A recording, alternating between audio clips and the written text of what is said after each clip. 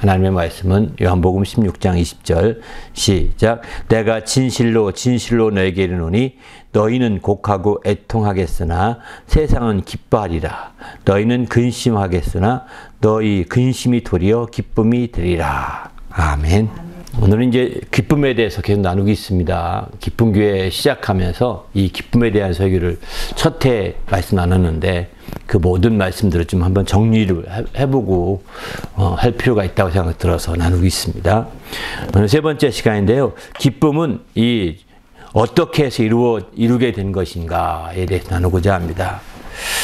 기쁨은 어떻게 이루어지느냐?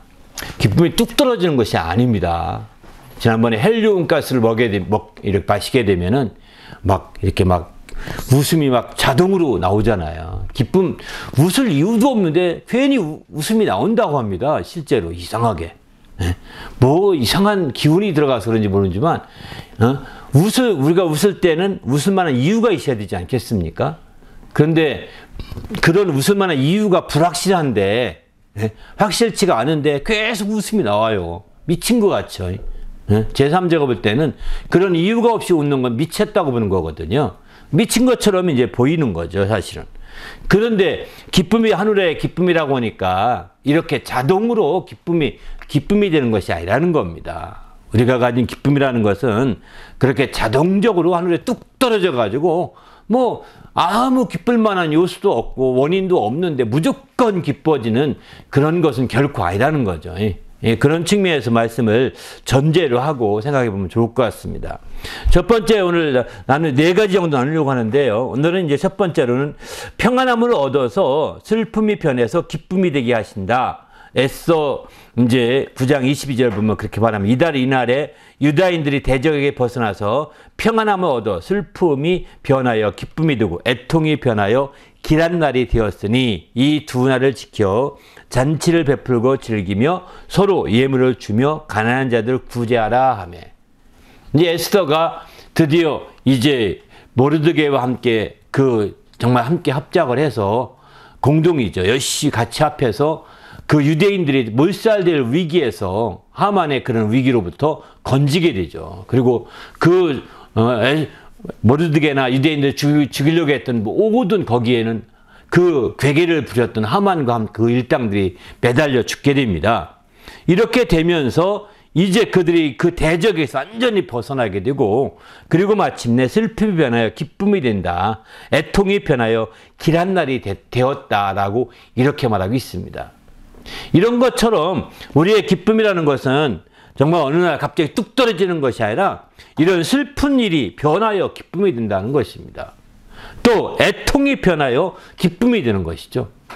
그러니까 우리가 정말 신앙 안에서의 기쁨은 그런 슬픈 상황 속에서도 기쁨이 오게 되고 애통할 상황 속에서도 기쁨이 올 수 있음을 이렇게 말하고 있습니다. 바로 그러기 전에 너희가 평안함을 얻어서, 이런 표현을 하죠. 원래 기쁨이라는 것은 평안함 가운데 나오는 게 정상적인 기쁨이거든요. 평안함이 없는 기쁨은 사실은 이게 쇼하는 거죠. 이게 쇼하는 것입니다. 평안함을 통해서, 그 평안함이라고 하는 그 깊은 뿌리를 통해서 기쁨이 솟구쳐 오르는 것이 정상적인 겁니다. 그런데 이 평안함이 오게 되면 슬픔도 변화가 된다는 것입니다. 그 평안함이 임하게 되면 애통함도 변하게 된다는 것입니다.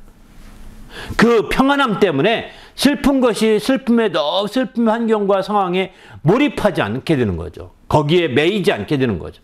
거기서 벗어날 수 있는 힘을 이 평안함 가운데 우리가 얻게 되는 거죠. 또 애통함에 우리가 완전히 사로잡히지 않고 이제 평안함 가운데서 중심을 잡을 수 있게 해주는 겁니다. 그 평안함을 얻게 되고 그런 평안함을 통해서 사실은 기쁘게 되는 것. 그래서 겉모양은 슬픔이 변하여 기쁨이 되고 애통이 변하여 기쁨이 되는 것이지만, 그러나 실제로는 평안함을 통하여 우리가 기쁨을 얻게 됩니다. 우리가 그래서 하늘나라의 기쁨은요, 이런 평안함을 통하여 기쁨을 얻는 것이지 다른 데 있지 않습니다. 세상에서 정말 평안치 않고 불안하고 염려가 가득하고 또 근심이 가득한 상황에 기뻐한다는 것이 굉장히 어려운 거죠. 그래서 하나님께서는 우리에게 먼저 이런 복잡한 상황이 됐을 때 먼저 마음과 생각을 평안으로 지켜주신다고 했습니다. 우리 하나님이 마음과 생각들을 평안으로 지켜주신다는 거예요. 평안케 해주신다는 거예요. 주님께서 오셔서도 이제 내가 너에게 평안을 끼쳐주노니 이렇게 말씀하시거든요. 바로 내가 주는 평안은 세상이 주는 평안과 같지 아니하다라고 이렇게 말씀하십니다. 바로 주님이 주는 그런 평안을 가지고 이제 우리가 기뻐할 수 있게 하시려고 하신 거죠. 심지어 주님이 평안을 끼쳐준다고 요한복음 14장 27절에 이렇게 말씀하시는데 바로 이 평안을 끼쳐주실 때 바로 주님이 징계를 받으셔서 평안케 하신다는 것입니다. 주님이 그저 가만히 내가 너에게 평안이 있을지어다 이렇게 말로 한 것이 아닙니다. 물론 주님이 그렇게 말로 축복하면서 나타나실 때 부활하신 후에 그렇게 나타나시죠. 평안이 있을지어다 이렇게 얘기하십니다. 그런데 그 말로만 끝나지 않으시고 주님이 징계까지 받아서 우리가 평안을 누리게 해주셨다는 것입니다. 이사야서 55장 53장 5절은 그렇게 말씀하고 있는 거 보죠. 바로 이제 정말 주님이 징계를 받음으로 평안을 누리고 이렇게 표현하지 않습니까? 징계까지 받으셔서 평안을 누리게 하려고 하셨다는 것을 본다면 얼마나 우리로 하여금 기쁘게 하려고 하셨는지를 잘 알 수 있는 거죠. 우리는 이제 주님 안에서 이런 기쁨을 누리시기를 예수님의 이름으로 부탁을 드립니다. 할렐루야. 잠언 29장 17절 보면은 내 자식을 징계하라. 그리하면 그가 너를 평안하게 하겠고 내 마음에 기쁨을 주리라. 이렇게 말합니다.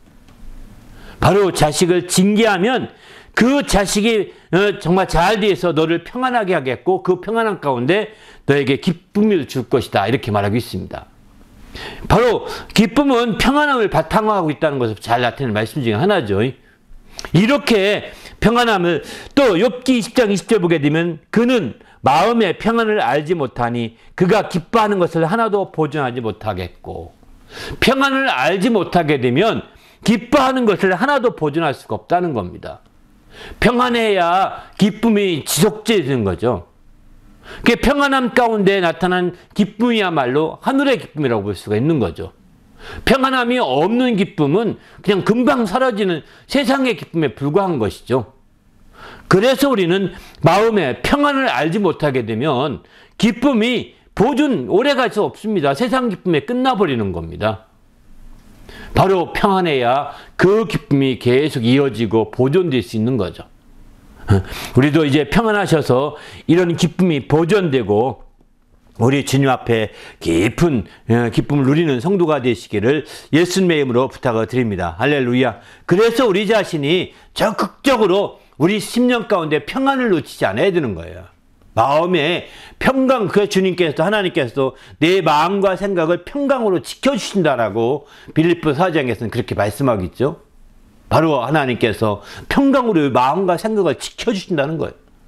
이렇게 하나님께서 우리의 마음과 생각 가운데 평강으로 지켜주셔서 우리가 기쁨을 누리고 응답을 받게 되는 거죠. 이렇게 응답받을 때 기쁨이 있는 겁니다. 그래서 주님께서는 내 이름으로 기도해라.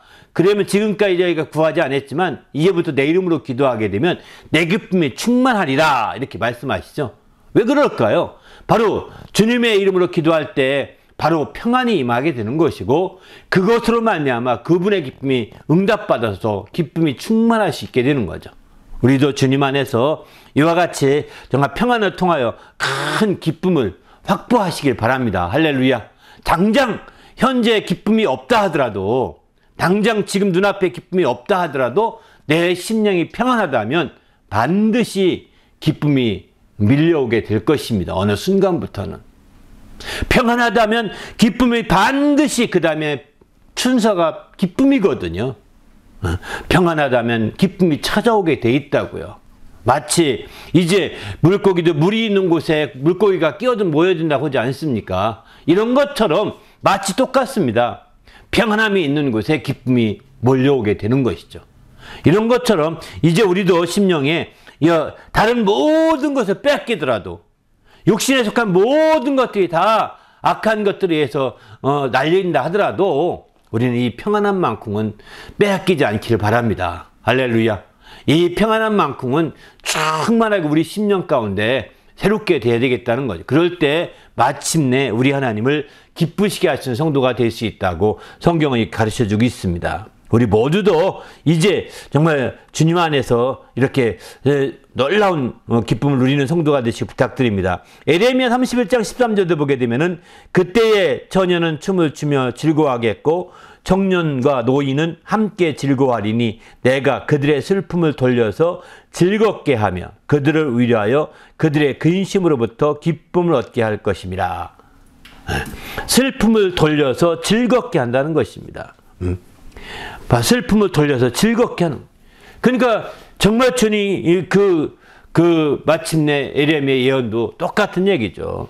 그들을 위하여 그 근심으로부터 기쁨을 얻게 할 것이다. 이렇게 표현하고 있습니다.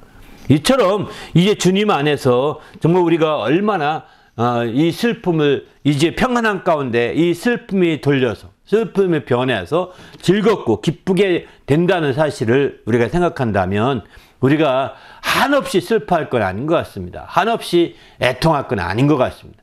그래서 성경에서는 이제 주님의 때가 단축되어 있는 거로 슬퍼하는 자는 정말 다 슬퍼하지 않는 자 같이, 우는 자들은 울지 않은 자 같이 하라고 심지어 이렇게까지 말하고 있습니다. 우는 자들은 다 울지 않는 자 같이 하라는 겁니다. 그만큼 우리는 주님 앞에 깨어있을 것을. 반면에 또 웃는 자들에게 마찬가지죠. 웃는 자들에게 다 웃지 않는 자 같이 실컷 웃지 말고 좀 절제할 수 있어야 될 것을 말하고 있는 거죠.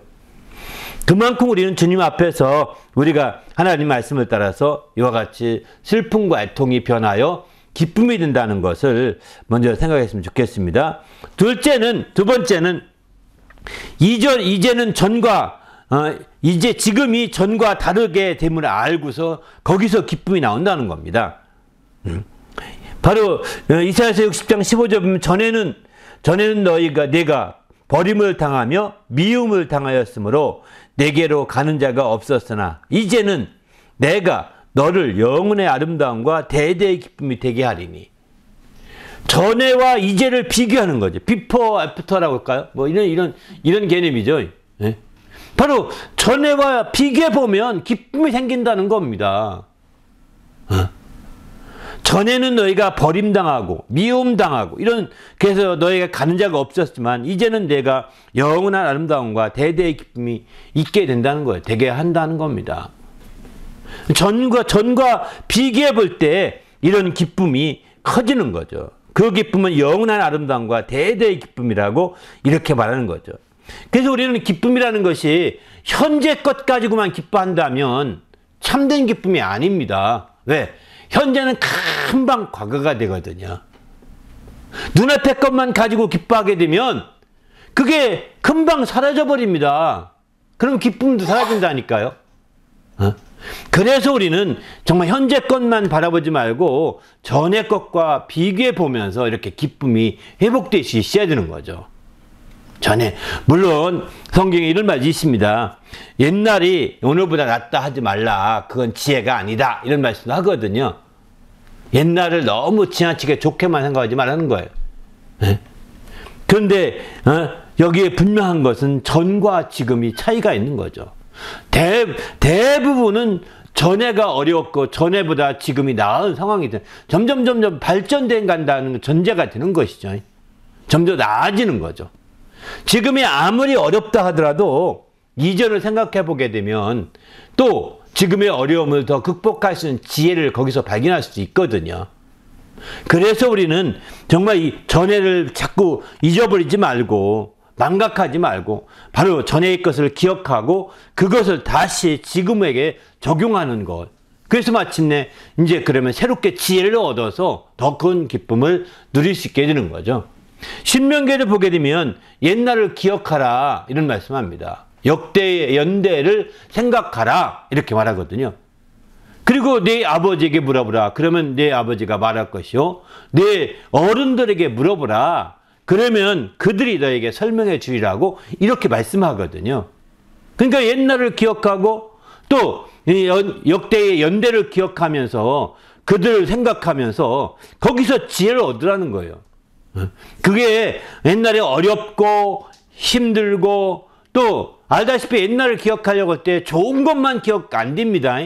대부분이 나쁜 것이 더 기억이 잘 납니다. 신기합니다. 좋았던 것은 다 잊어버린 경향이 많더라고요. 좋았던 것은 다 망각해버리는 경향이 굉장히 많습니다. 이게 일반적입니다. 기억 안 나는 거. 옛날 선생님 생각해 보십시오. 옛날 선생님 가운데 어떤 분이 기억나십니까? 잘했던 선생님이 기억나십니까? 못했던 선생님이 기억나십니까? 못했던 선생님이 더 기억 많이 납니다. 일반적으로. 좋았던 것은 잘 생각이 안 납니다. 자꾸 더 좋은 게 많아져서 그런지 몰라도 기억이 잘 안 나는데, 나빴던 것, 부정적인 그런 경험들은 자기에게 있어서 굉장히 생각이 더 많다고요. 이런 것들을 통해서 이제 우리는 정말 더 지금 생각해보면 더 발전될 수 있는 거죠. 더 성장할 수 있는 거죠. 더 지혜롭게 될 수 있는 거죠. 더 한 단계 나아질 수 있는 거죠. 그래서 이전과 비교해 볼 때 우리가 더 이제 감사하며 또 이렇게 기쁨을 회복할 수 있다라고 성경은 이렇게 말씀하고 있습니다. 시편 119편 67절에 보면 고난 당하기 전에는 내가 그릇 행하였더니 이제는 주의 말씀을 지키나이다. 바로 전과 지금을 비교해 보면서 내가 지금 말씀을 지키고 있는데 그냥 말씀을 지켜야 된다 막 이렇게 거기에 얽매여져 가지고 그게 의무감 때문에 지키고 있는 그것보다는 전에는 내가 이제 그릇 행하고 막 그러다가 내가 지금 말씀을 지키니 얼마나 감사하고 기쁩니까? 말씀 지키기 힘든 거 억지로 얼굴 찡그리면서 막 지키려고 하는 그것만 생각하지 마시고 전에 내가 그릇 행해서 얼마나 내가 어려움을 겪었고 전에 그릇 행할 때 내가 얼마나 힘들었는지를 생각해 본다면 그래 이 말씀 지킴으로 그 기쁨을 새롭게 회복할 수 있지 않겠습니까? 로마서도 보면 11장 1절 전에는 하나님께 순종하지 아니하더니 이스라엘이 순종하지 아니하므로 이제 긍휼을 입었는지라. 이제는 우리가 긍휼을 입었다는 겁니다. 전에는 이제 하나님께 순종하지 않았지만 이제는 우리가 오히려 긍휼을 입은 자들이 됐다 이렇게 말하고 있습니다. 또 에베소 5장 8절도 전에는 어둠이더니 이제는 주 안에서 빛이라 빛의 자녀들처럼 행하라. 전에는 어둠이었다는 겁니다. 근데 이제는 빛이라는 겁니다. 그러니 얼마나 기쁘겠어요.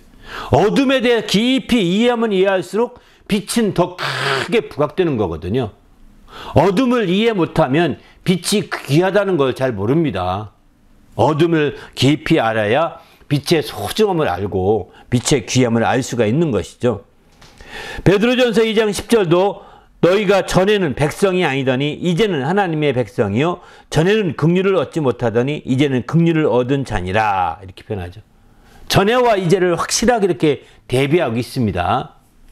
2장 25절도 너희가 전에는 양과 같이 길을 잃었더니 이제는 너희 영혼의 목자와 감독 되신 이에게 돌아왔느니라 이렇게 표현합니다.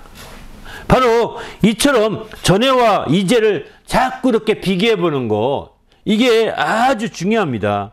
이 부분이 확실해질 때 정말 우리의 기쁨을 더 뭐하죠? 여러분 비포 애프터라는 말 들어보셨죠? 어떤 사람들이 이제 대개 사진을 청소하기 전에 모습을 사진 찍습니다. 청소를 깨끗이 해놓은 다음에 모습을 찍습니다.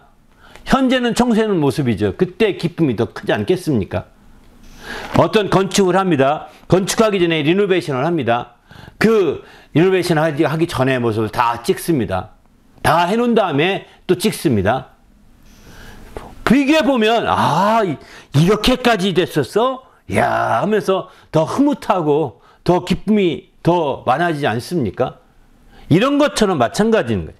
정말 우리는 항상 그 전에와 함께 비교해보면서 더 기쁨을 회복할 수 있는 좋은 성도가 되시길 바랍니다. 할렐루야.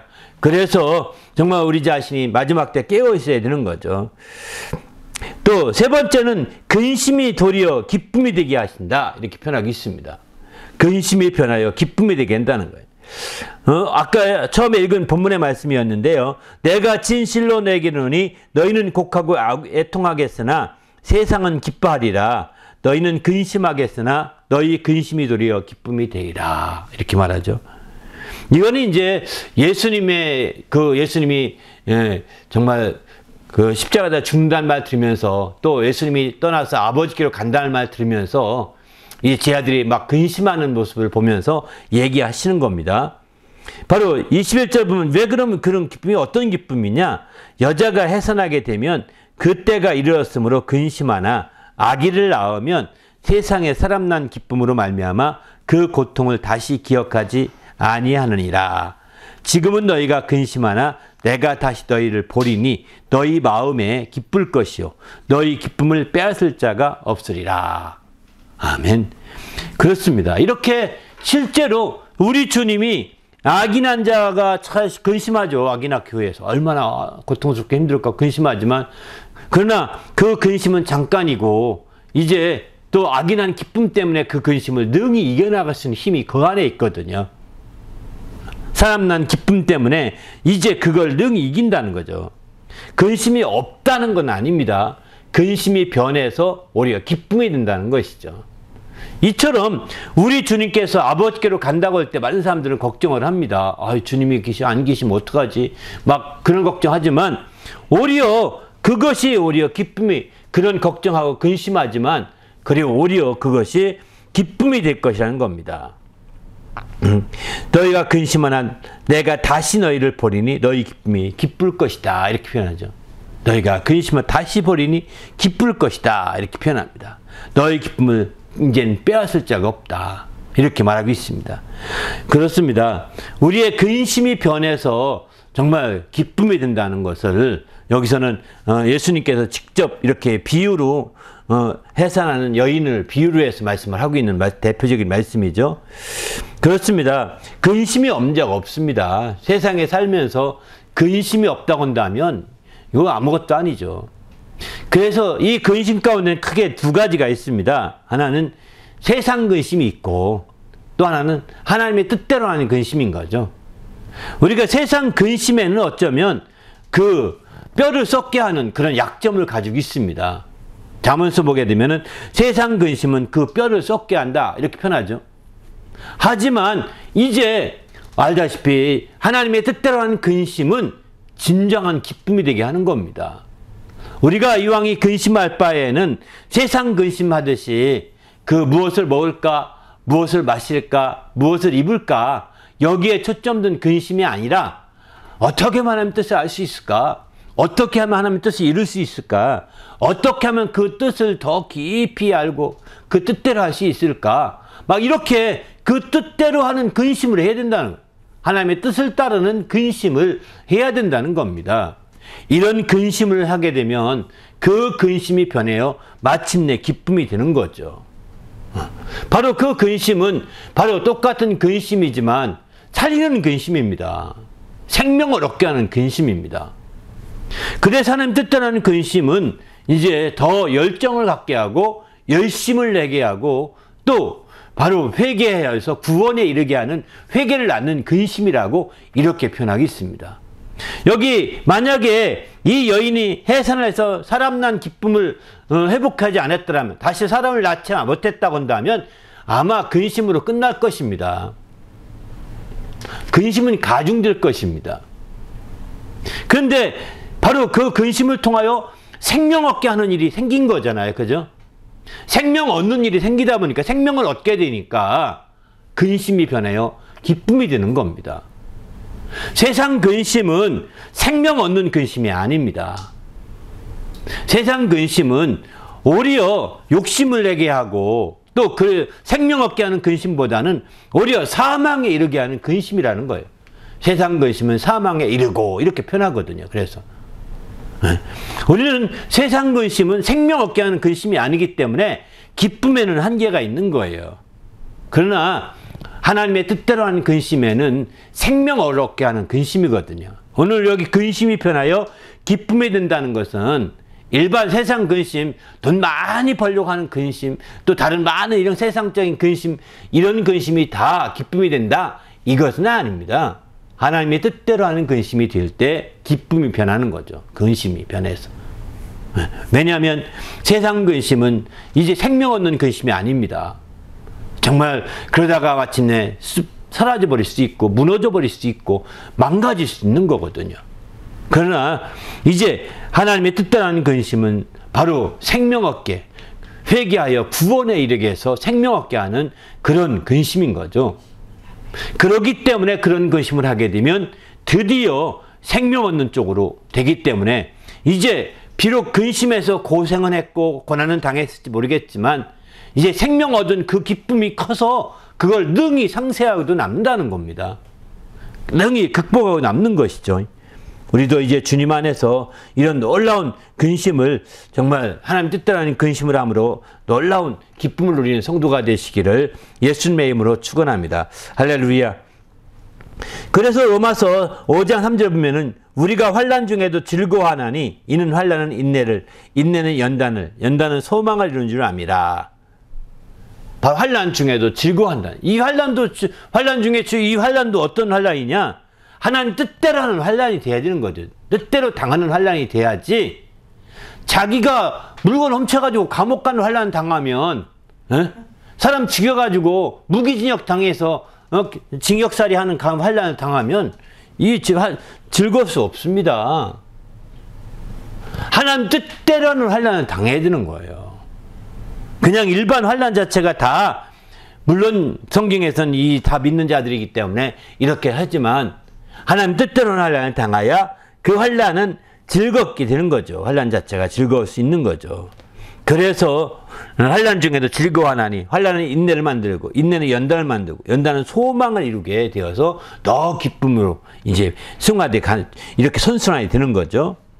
예레미야 31장 13절도 보게 되면 여기서 근심으로부터 마침내 기쁨을 얻게 할 것이다. 앞서 말씀드린 그 말씀이죠. 또 야고보 4장 9절도 슬퍼하며 애통하며 울지어다. 너희의 웃음을 애통으로 너희의 즐거움을 근심으로 바꿀지어다. 여기 이제 반대로 얘기도 하겠습니다.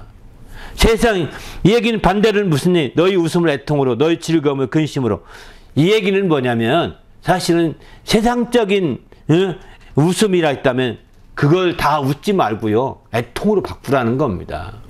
세상적인 즐거움이 있다면 그런 세상적인 즐거움을 근심으로 바꾸라는, 어떤 근심일까요? 하나님 뜻대로 하는 근심으로 바꾸라는 거예요. 그런 사람이 오히려 더 놀라운 역사를 이룰 수 있는 거죠. 슬퍼하며 애통하며 울지어다. 그래서 이렇게 얘기하고 있는 겁니다. 바로 하나님의 뜻대로 하는 차원에서 슬퍼하고 하나님 뜻대로 하는 차원에서 애통하고 하나님 뜻대로 하는 차원에서 울라는 겁니다. 이렇게 울라는 거지 무조건 막 그냥 울고 애통하고 슬퍼하고 이게 아니라는 거죠. 하나님 뜻을 이루고자 하고 하나님 뜻이 이루어지지 않아서 정말 안타까운 가운데 슬퍼하고 안타까운 가운데 애통하고 안타까운 가운데 울 수 있어야 되는 거죠. 자만도 보면 웃을 때에도 마음에 슬픔이 있고 즐거움의 끝에는 근심이 있느니라 이렇게 표현합니다. 자만은 알다시피 세상살이 하면서 일반적인 세상살이에 초점 둔 생활, 그 지혜를 통해 어떻게 살 것인가 이 얘기를 다루고 있기 때문에 이렇게 말하고 있는 거죠. 웃을 때에도 마음에 슬픔이 있어야 된다는 거예요. 또 즐거움 끝에는 근심이 있다는 것을 알고 세상적인 즐거움 끝에는 근심이 있습니다. 그러나 하나님의 즐거움에는 근심이 없습니다. 세상의 즐거움 끝에는 즐거움, 근심이 있고 세상의 웃음 그때에는 마음에 슬픔이 있다는 거예요. 세상 것으로는 한계가 있음을 얘기하고 있는 거예요. 우리도 주님 안에서 어쨌든 하나님의 뜻대로 하는 근심을 통하여서 이렇게 새롭게 정말 기쁨으로 회복돼가는 성도가 되시길 바랍니다. 할렐루야. 여전히 세상 근심하면서 거기서 무엇인가 해결하려고 하지 마시고 하나님 뜻 가운데 이렇게 나가시길 바랍니다. 마지막 네 번째는 이제 더 복을 받음으로 기쁨이 된다 했습니다. 바로 우리가 신명기 33장 24절 보면 아셀에 대하여 일렀을 때 아셀은 아들들 중에서 더 복을 받으며 그의 형제에게 기쁨이 되며 그 발이 기름이 잠겨지리로다. 이렇게 말하죠. 그러니까 아셀이 복을 받음으로 더 받음으로 형제들에게 기쁨이 된다는 거예요. 더 복을 받으면 형제들에게 기쁨뿐만 아니라 자기에게도 기쁨이 되는 거죠. 그러니까 우리가 정말 주님의 기쁨을 더 지금 있는 차원에서 우리가 만족하지 않고 더 큰 기쁨을 원한다면 복 받기를 구해야 되는 거죠. 복을 사모해야 되는 거죠. 복을 받고 복을 사모하게 될 때 마침내 우리는 기뻐할 수 있는 그런 성도가 되는 거죠. 그 성경에 그래서 팔복 가운데 이런 말씀을 애통하는 자는 복이 있네. 저가 정말 하나님 나 위로를 받는다고 하지 않습니까? 기쁨을 누리게 된다는 거죠. 애통하는 자. 바로 이렇게 그 복을 받는 자는 정말 애통하는 자라 할지라도 위로를 받아서 큰 기쁨을 누릴 수 있다라고 이렇게 말하고 있습니다. 우리 모두도 이제 주님 안에서 이런 기쁨을 누려보시길 예수님의 이름으로 부탁을 드립니다. 거기 인용한 말씀을 몇 가지 보면은 신명기 30장 10절 보게 되면은 내게 복을 주시되 여호와께서 내 조상들을 기뻐하신 것과 같이 너를 다시 기뻐하사 내게 복을 주시리라 이렇게 말합니다. 복을 주셔서 조상들을 기뻐한 것 같이 내게 복을 주셔서 기뻐하게 된다는 겁니다. 그러므로 우리가 정말 주님의 기쁨을 회복하고자 한다면 무엇보다 다른 어떤 것보다도 복을 사모할 수 있어야 되겠다는 거예요.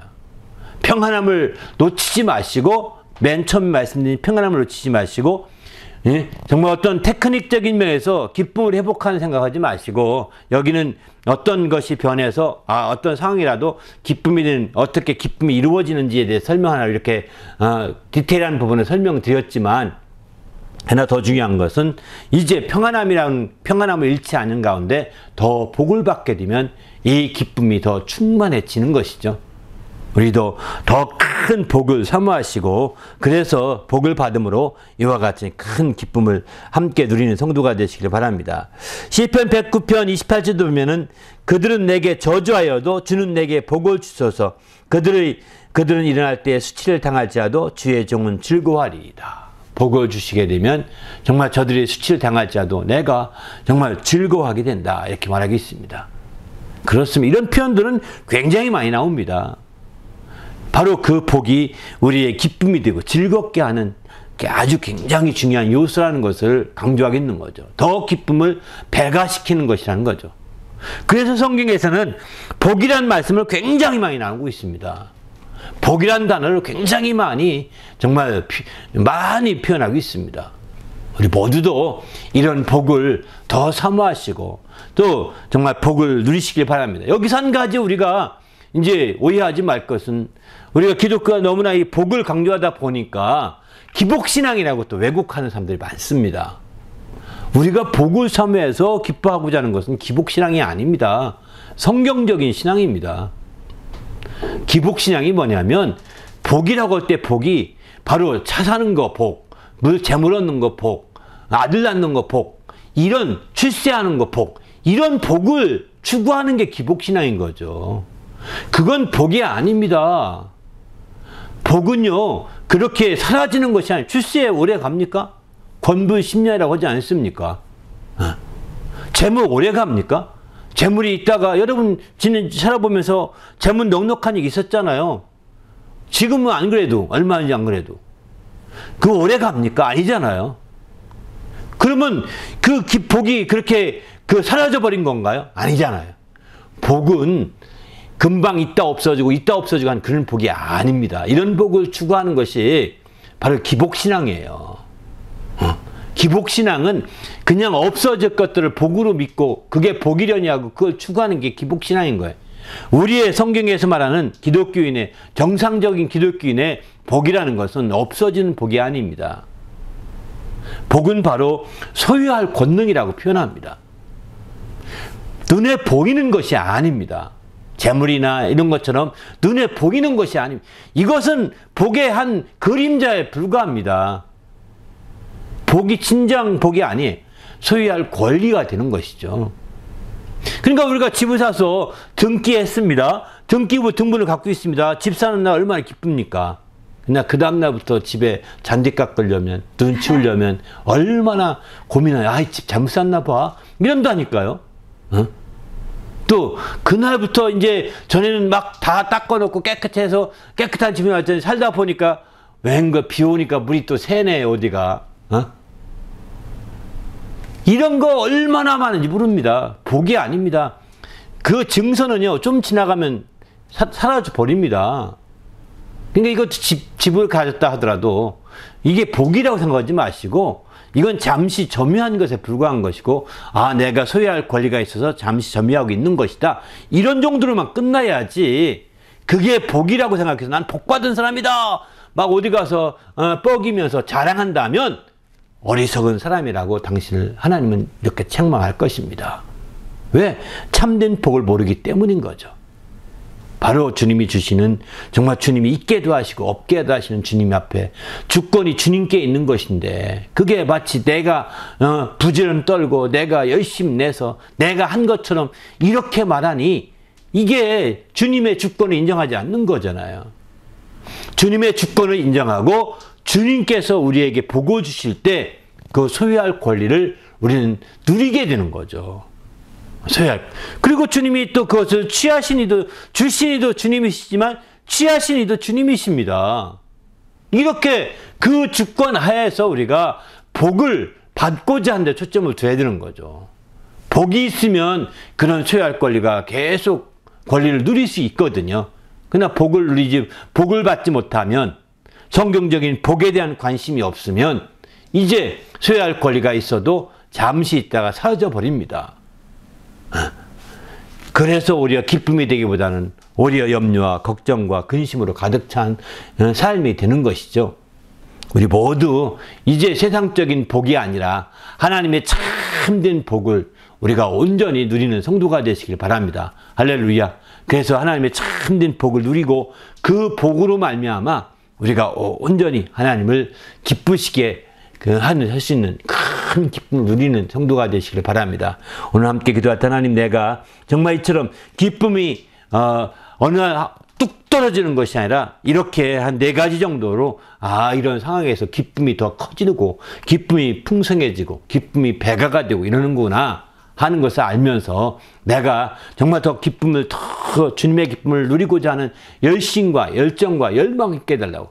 이를 위해서 무엇보다도 우리 마음 깊이의 평안함을 누리게 해주시고, 또 우리가 복을 사모함으로 말미암아 이 기쁨이 더 많아지고 더 풍성해지는 그런 삶을 살 수 있도록 인도해 달라고 오늘 말씀 생각하며 간절히 기도하겠습니다.